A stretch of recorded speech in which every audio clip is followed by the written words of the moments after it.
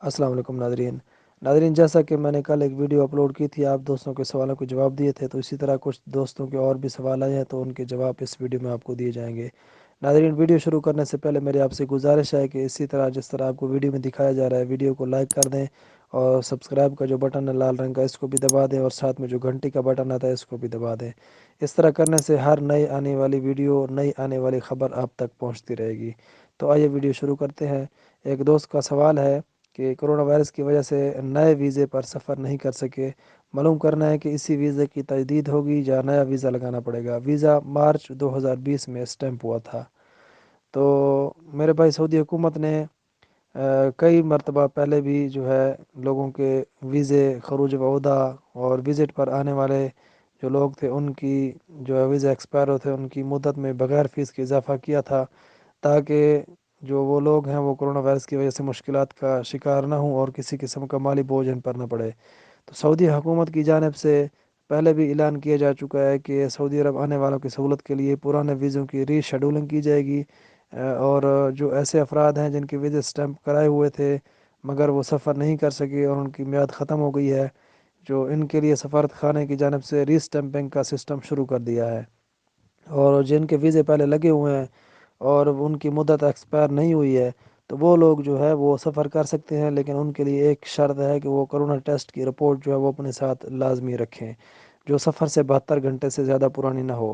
ایسے افراد جو اپنے اسٹیمپ شدہ کارآمد ویزوں پر سفر کریں وہ اس بات کا خیال رکھیں کہ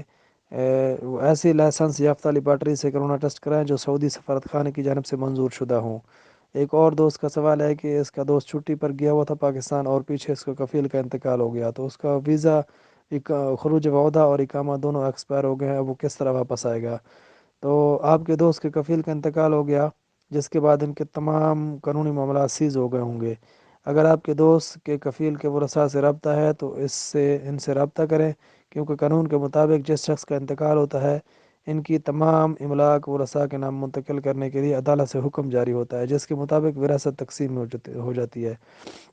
اگر متوفی کا جو وفات پانے والا شخص ہے اس کا کاروبار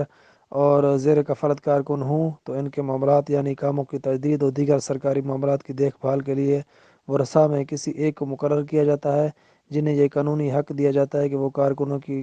جو ہے قانونی معاملات کو نمٹائیں۔ ورثاء کی مرضی ہوتی ہے کہ وہ کاروبار کو جاری رکھیں یا نہیں۔ اگر کاروبار کو جاری رکھتے ہیں تو کمپنی یا ادارہ ورثاء یا مقرر کردہ نمائندے کے نام منتقل ہو جاتا ہے، جس کے بعد کارکنوں کا اقامہ بھی ٹرانسفر کرایا جاتا ہے۔ موجودہ قانون کی روح سے آپ کے دوست کا اقامہ اور خروج وعودہ بھی ایکسپائر ہو گیا ہے، تو ان کی واپسی کی ایک ہی صورت ہے، وہ یہ کہ ورثاء یا ان کا قانونی نمائندہ جنہیں عدالت کی جانب سے مقرر کیا گیا ہو